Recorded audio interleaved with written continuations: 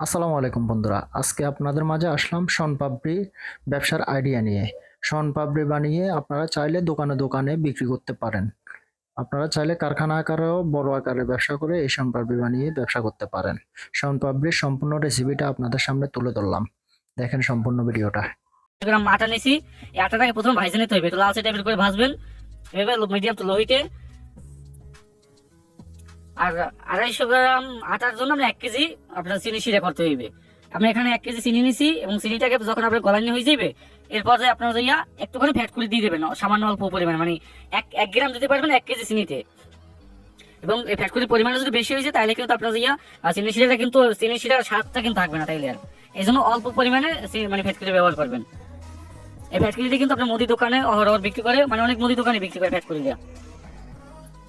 এরপর যখন আপনি চিনি শিরাটা গলাইবেন, গলাবার পরে কিন্তু তখন গলার পর চিনি শিরা দেখেন, যদি দেখেন চিনিগুলো গলে গেছে তারপর চিনিগুলো নাড়ার দরকার নাই।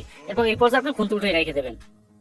এবং এইটা এই যে চিনি শিরাটা যখন বানাইবেন আপনার জন্য 20 থেকে 25 মিনিট যেন চুলার উপরে বসে যেন আপনার চিনি শিরাটা হয়, এইভাবে আপনার লালচে টাইপের করে বানাইবেন। আর পানিটাও এইভাবে এই পরিমাণে দিবেন যেন 25 মিনিট আপনার জন্য হইতে সময় লাগে। এভাবে যখন লালচে টাইপের হয়ে যাবে তখন আপনি উঠেই ফেলাইবেন। আপনার যদি অতিরিক্ত কালার হয়ে যায়, মানে অতিরিক্ত যদি লাল হয়ে যায় আপনার চিনি শিরাটা, তাহলে কিন্তু আপনার জিয়া এটা কিন্তু জমাট বাইতে যাবে এবং প্লাস আপনি শক্ত হয়ে যাবে, তাহলে কিন্তু আপনি মিষ্টি শিরা বানিয়ে দেবেন। এবং এটা ঢালার জন্য আমি একটা পাত্রে তেল মেখে নিছি, যাতে করে এটা পাত্রের সাথে লাগে না পড়ে। আপনি যে কোনো পাত্রে ঢালতে পারবেন। এই দেখেন আমারটাও কিন্তু বেশি গাঢ় হয়ে গেছে, কিন্তু আমার ক্যামেরা একটু লাল চিনে, কিন্তু এতটা মানে লাল দেখায় মানে হয় না কিন্তু। এরপর যখন ওগুলো একটু ঠান্ডা হয়ে যাবে তারপর হাতে উঠিয়ে নেবেন। হাতে উঠে এইভাবে মানে 2-3 বার এভাবে মানে লম্বা করবেন, আবার শর্ট করবেন, লম্বা করে শর্ট করবেন, এগুলো গোল করে এইভাবে একটার সাথে একটা মিলিয়ে দেবেন। তারপর টেবিলে রাখিয়া উপরে আটা ছিটিয়ে দেবেন, যে ভাজা আটাগুলো বানাইছিলেন। আটাগুলো ছিটিয়ে একটু বড়াইয়া বা মানে পেঁয়াজ দিয়া আমি ওটা দেখাই দিচ্ছি, মানে চৌকো করে ফেলাইবেন। আবার এভাবে বাড়াইতে হবে, আবার চৌকো করতে হবে। এবং মনে রাখবেন যেন চারি সাইডে মানে সমানভাবে চৌকো হয়। এই আমি ঘুরে দিছি কিন্তু এই পেঁয়াজ দিয়ে আপনার বাড়াইতে হবে বারবার। যত পেঁয়াজ দিয়ে বাড়াইবেন তত বেশি আপনার যে মানে আশাস হইবে এগুলো শনপাপড়ি গুলো। আর এইভাবে মানে ঘুরাই দেওয়ার সময় খেয়াল রাখবেন, যদি এক সাইড যদি বেশি সেকন হয়ে যায় তাহলে কিন্তু একটা সিরিয়ে যাওয়ার সম্ভাবনা থাকবে। খেয়াল রাখবেন সিরিয়ে যান না যায়, সিরিয়ে গেলে কোনো অসুবিধা নাই, কিন্তু সিরিয়ে যান না যায়। আর এটা কিন্তু একেবারে ঠান্ডা হয়ে যাওয়ার পরেও কিন্তু আপনার যে মানে শক্ত হইবে না, কিন্তু এভাবে নরমই থাকি যাইবে। যত ঘুরাইবেন তত বেশি মানে শনপাপড়ির মতো হয়ে যাবে আস্তে আস্তে। আপনার যদি 30-40টা বা 50 বার যদি ঘুরাই দেন তাহলে কিন্তু অটোমেটিক আপনার শনপাপড়ি হয়ে যাবে। আমার কত 15-20 মিনিট লাগছে মানে শনপাপড়িটা বানাইতে। এবার ঘুরে বানিয়ে দিবেন, আবার উপরে আটা ছিটিয়ে দেবেন, তাহলে এটা শনপাপড়ির মতো অটোমেটিক হয়ে যাবে। এবং বারবার খেয়াল রাখবেন যেন ছিঁড়ে যেন না যায়, একটু টাইনি টাইনি বাড়াই নেবেন। অতিরিক্ত বাড়াইবেন না, তাহলে কিন্তু ছিঁড়ে যাওয়ার সম্ভাবনা থাকবে। যখন দেখবেন যে আপনার যে ছেঁড়ার পর্যায়ে আছে তখন আবার ঘুরে আবার চৌকো করে ফেলাইবেন।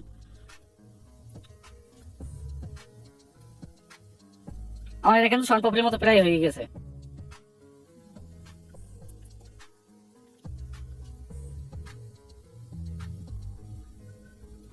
দেখেন আমার এখানে কিন্তু পুরাই হয়ে গেছে। এ পর্যায়ে কিন্তু আপনার একটু শক্ত হইবে, শক্ত হইলে আপনার যাইয়া করতে পারবেন, ইজিলি করতে পারবেন, মানে ওই রকম শক্ত না, একটা হালকা একটু শক্ত হইবে। আর আটার পরিমাণটা যদি আপনি বেশি নেন তাহলে কিন্তু কোনো অসুবিধা নেই। আটার পরিমাণটা পরে যখন শনপাপড়িতে ঝাড়া দেবেন তাহলে কিন্তু আটাগুলো এমনি সরাই ছিটিয়ে বাইরে যাইবে ভিতর থেকে। এই দেখেন আমার শনপাপড়িটা কিন্তু হয়ে গেছে, রেডি হয়ে গেছে। আমি চাইলে আরো চিকন করতে পারতাম, কিন্তু আমি করিনি এমনি। এ পর্যায়ে আমি আপনাদেরকে এটা প্যাকেট করে দেখাইতেছি। এই যে এগুলো কিন্তু আপনার 2 মাস পর্যন্ত ভালো থাকবে। 45 দিন 50 দিন কিন্তু যদি রোদ্রের আওতা থাকে তাহলে কিন্তু খুব দ্রুত নষ্ট হয়ে যাবে। নষ্ট হইবে না, কিন্তু ছোট হয়ে যাবে, মানে একবার ছোট, মানে যত যে পরিমাণ দেবেন ওই 3 ভাগের 1 ভাগ হয়ে যাবে ছোট হইয়া। এগুলো এখন আমি আপনাদেরকে অন টাইম কাপে ভরে দেখাই দিচ্ছি। আমার অন টাইম কাপগুলো আমার 50 পিস 35 টাকা আমার কাছে রাখছে। আমি যদি খুচরো আনছি এই জন্য, আপনারা যখন বেশি আনবেন তাহলে কিন্তু আপনার এগুলো আরো কমাই আনতে পারবেন, তাইলে মনে হয়, আমার কাছে মনে হয়। এবার আমি এইভাবে প্যাকেট করে আপনাদেরকে দেখাইতেছি। 20 পিস 25 পিস করে প্যাকেট করে বাজার বিক্রি করবেন। 25 পিস 60 25 100 হয়, 10 টাকা সাইজ করবেন বা 5 টাকা সাইজ করেন, আপনার বুঝে বুঝে সাইজ করবেন। 10 টাকা যদি সাইজ করেন তাহলে 8 টাকা বাইকে দেবেন দোকানদারের কাছে, এবং দোকানদার 10 টাকা বিক্রি করবে।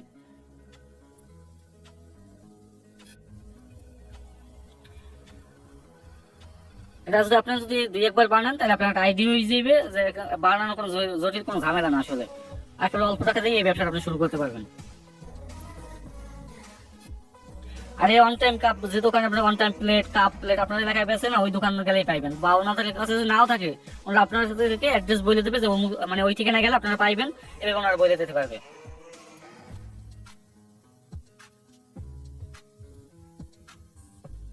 আমি এখানে 12 পিস বানাইছি, আমার মনে হয় 250 গ্রাম আমি এখানে চিনি ব্যবহার করছি। 250 গ্রাম 12 পিস হয়েছে। আর এগুলো কিন্তু সব সাইডে কিন্তু শীতের সিজনে কিন্তু সব থেকে বেশি ভালো চলে, এবং গরমের সিজনে চলে, কিন্তু গরমের সিজনে এগুলো কিন্তু খুব মানে ছোট্ট হয়ে যায় একেবারে, যতটুকু যে পরিমাণে দেবেন ওই থেকে একেবারে কমে যাইবে। আর যদি আরেকটা সিস্টেম আছে, ওই সিস্টেমে যদি বানান তাহলে আর কমে যাইবে না, তাহলে ঠিকঠাকই থাকবে, যদি রোদ আলোতে না রাখে এই দোকানদাররা। এরপর যদি এইভাবে মানে বক্সে মানে প্লাস্টিকের জারে বইলা বিক্রি করতে পারবেন, অথবা এইভাবে পিপি করে বিক্রি মানে পিপিতে বইলা, তারপর যে বড় মানে বড় যে পিপি আছে ওই বড় পিপিতে বইলা বিক্রি করতে পারবেন। এভাবে 25 পিস করে আবার বড় একটা পিপিতে বলে দেবেন, 4-25-100 এভাবে বিক্রি করবেন। 4-25-100 অথবা 80 টাকা পাইকারি দিলেন, হকাররা নিয়ে আবার 100 টাকা বিক্রি করলে, এবং দোকানদাররা 5-25-100 25 টাকা বিক্রি করলে, এই সিস্টেম করে বিক্রি করতে পারেন। এই বড় এইচডি পিপিতে পাইবেন। এই পিপিগুলো যে দোকানে বেকারি মালামাল বিক্রি করে ওনাদের কাছে পাইবেন। আপনি যে সাইজটা করবেন তখন ওই সাইজ অনুযায়ী আনবেন পিপিগুলো। এরপর যে এভাবে ভিতরে চাপ দিয়ে আপনি যদি ছোট করে বয়মে করে মানে প্লাস্টিকের জারে করে বিক্রি করতে চান, তাহলে এভাবে চাপ দিয়ে আপনার যে নিচে চাপ দিলে কিন্তু এটা কিন্তু একবারে শক্ত হয়ে যাবে, শনপাপড়িগুলো শক্ত হয়ে যাবে, দেখেন একবার মানে বাটির মতো হয়েছে। এভাবে সাজাই আপনার প্লাস্টিকের জারে বইলেও বিক্রি করতে পারবেন।